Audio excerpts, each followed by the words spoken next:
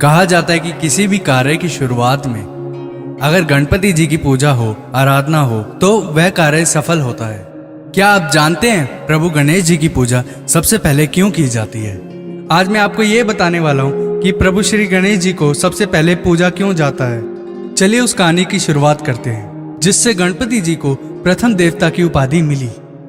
एक दिन सारे देवतागण प्रभु महादेव और माता पार्वती के सम्मुख आए हुए थे और सभी देवताओं में एक बात छिड़ी कि सभी देवता एक बात जानने के लिए इच्छुक थे कि प्रभु शिव और माता गौरी के दो पुत्र पर दोनों ही सर्वशक्तिमान, बलशाली और महान हैं, पर दोनों में से सर्वश्रेष्ठ कौन है? ठीक उसी समय देवताओं में से नारद मुनि जी आगे आए और उन्होंने प्रभु शिव से आज्ञा ली और एक प्रतियोगिता का आयोजन किया। दोनों का पराक्रम देखने के लिए प्रतियोगिता ये थी कि कौन सबसे ज्यादा शक्तिशाली व बुद्धिमान है। उन्होंने दोनों को आदेश दिया कि पूरे ब्रह्मांड के 3 चक्कर जो सबसे पहले लगा के आएगा वह दोनों भाइयों में सर्वश्रेष्ठ माना जाएगा।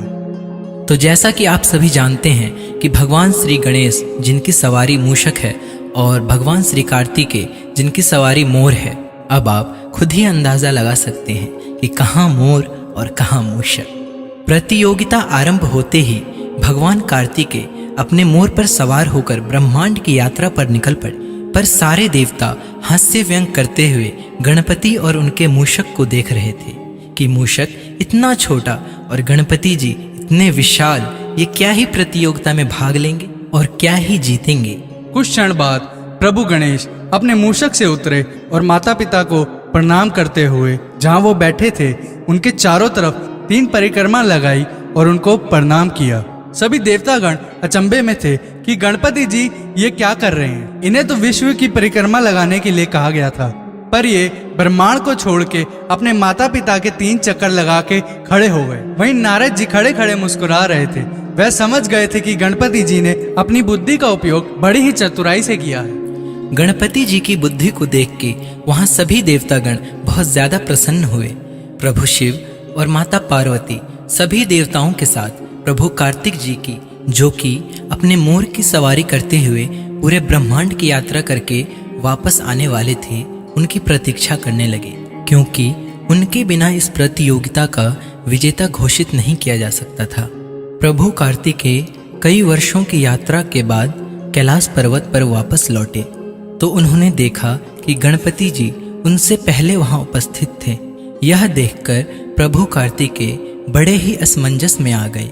उन्हें यह देखकर बड़ा आश्चर्य हुआ कि गणपति जी उनसे पहले कैसे पहुंच सकते हैं। वे सोच में पड़ गए, मैं तो मोर की सवारी करते हुए इतने वर्षों के बाद आज यहाँ पर आया हूँ और यह मूषक पर बैठकर इतनी तीव्रता के साथ ब्रह्मांड के चक्कर लगाते हुए यहाँ मुझसे पहले कैसे पहुँच गए। तो उन्होंने प्रभु महादेव जी से पूछा कि पिताजी ऐसे कैसे संभव है। उसी समय नारद जी ने उनको बताया कि गणपति जी तो कैलाश से कहीं गए ही नहीं, परंतु वह इस प्रतियोगिता के विजेता जरूर हैं। कार्तिक जी ने अचंभे में पूछा कि नारद जी ऐसा कैसे संभव है। नारद जी ने कहा कि जब आप विश्व की सैर पे चले गए थे तो उस समय गणपति जी ने अपनी अक्लमंदी और बुद्धि का उचित उपयोग करते हुए अपने माता पिता प्रभु महादेव और माता पार्वती की 3 परिक्रमा लगाई, क्योंकि हमारे वेद, पुराण और सभ्यता में अपने माता पिता को ही सारा संसार माना गया है। यह सुन के कार्तिक जी भी बहुत प्रसन्न हुए और गणपति जी को गले लगा लिया। इसी के साथ सभी देवतागण, नारद जी, प्रभु महादेव और माता गौरी ने गणपति को यह वरदान दिया कि तुम्हारी बुद्धि के कारण जो माता पिता का सम्मान बढ़ा है, इसी कारण हे गणपति तुम विश्व के सर्वश्रेष्ठ देवता माने जाओगे।